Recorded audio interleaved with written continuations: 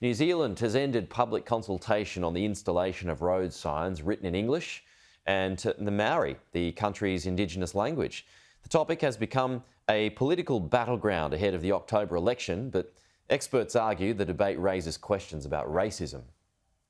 The road to a future of inclusivity. It is important for how we value Maori language in Aotearoa. New Zealand's transport agency Waka Kotahi has concluded a month-long consultation on introducing road signs in English and te reo Maori. A lot of these signs are signs that we recognise and understand without even reading the signs. A total of 94 signs would become bilingual, including bus stops, landmark listings and traffic signs. But consultation has been the subject of election-spurred debate. The vast majority of New Zealanders speak English, and it's really important that those signs are quickly understandable. We're not the first and we won't be the last to introduce bilingual signage.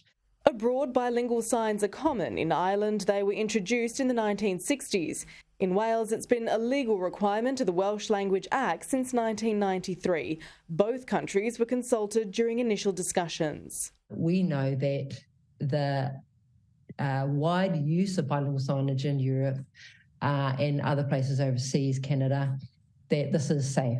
Legislation from the Maori Act of 2016 recognises te reo as an official New Zealand language. In international law and international human rights law, there is room there for language as a right, as a human right. And in some instances, it can actually, improve road safety. Latest figures from Stats New Zealand revealed 30% of Kiwis could speak and understand more than a few words or phrases of te reo Maori, up 6% from 2018.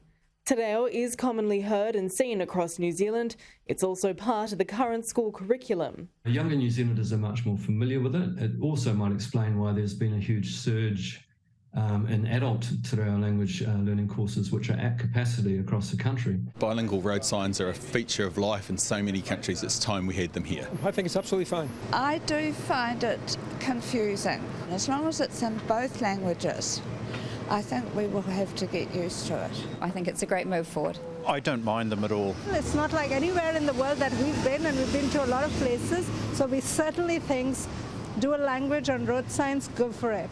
Questions had been raised over cost effectiveness. Signs will only be replaced as they need to and as they have been over the many years that we've had signs in Aotearoa. That will begin with those affected by Cyclone Gabrielle in the north over the next 5 to 10 years. I know that moving forward, you will see bilingual signage. How quickly you'll see that is another subject. Jessica Maggio, Sky News, Wellington.